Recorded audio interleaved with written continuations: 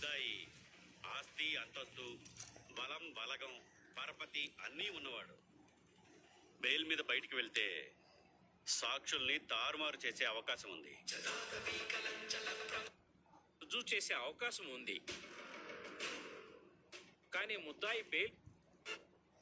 ముద్దాయిని హాజరుపరచండి.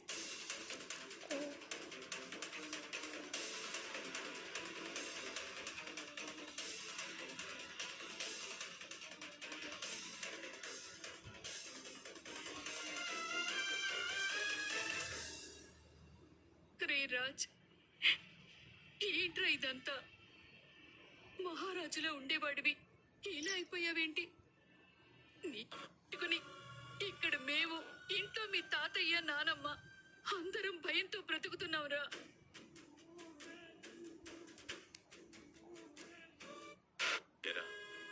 భయపడుతున్నావా? ఎందుకు నాన్న భయం? నాకు తాతయ్య ఓనమాలతో పాటు చిన్నప్పుడే తప్పు చేయకుండా ఎలా బ్రతకాలి? ఇప్పుడు మీ కళ్ళల్లోంచి అగ్ని వచ్చి దారులు తొక్కేది కాదు, ఖచ్చితంగా అనుభవించి తీరుతాడు.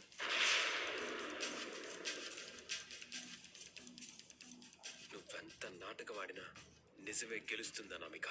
నేను కూడా నువ్వు సామంతిని చంపేశావన్న నిజం గెలుస్తుందనే చెప్తున్నాను రాజ్. నా కన్నీళ్ళకి కారణమైన బాబు గారు,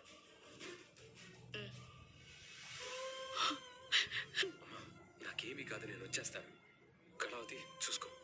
డాడ్ జాగ్రత్త. వ్యతిరేకంగా సాక్ష్యం చెప్తావా?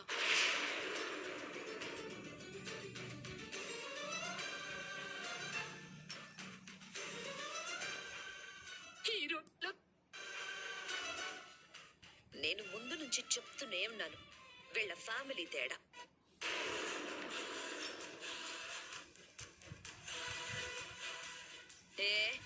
నేనేమైనా అబద్ధం చెప్పానా? కరెక్ట్. ఏంటి కరెక్ట్? ఏంటి కరెక్ట్?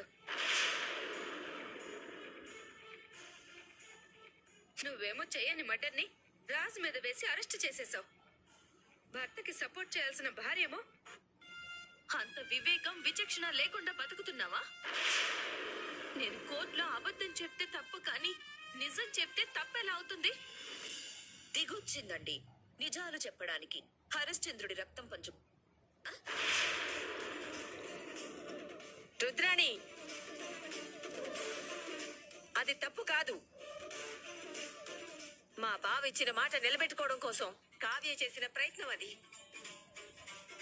ఈ తందం జైల్లో కూర్చొని జరిగి మనమందరం వాడిని అవమానించి, కానీ ఆ సమయంలో కూడా ఇది కూడా సరిగానే పోరాడుతుంది. కానీ దానికి దక్కేదేంటి? మనమందరం వేస్తున్న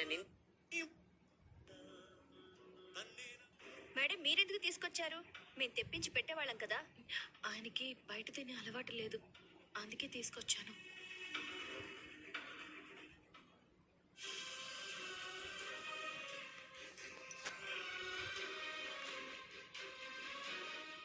హత్యకు హంతకుడు ఉపయోగించిన ఆయుధాన్ని ఐడెంటిఫై చేయడం జరిగింది. ఫింగర్ ప్రింట్స్ ఎక్స్పర్ట్స్ కూడా వారి రిపోర్ట్స్ ని పంపించారు. హత్యకు ఉపయోగించిన ఆయుధం మీది వేలిముద్రలు ముద్దాయి రాజ్ వేలిముద్రలతో మ్యాచ్ అయ్యాయి కదా.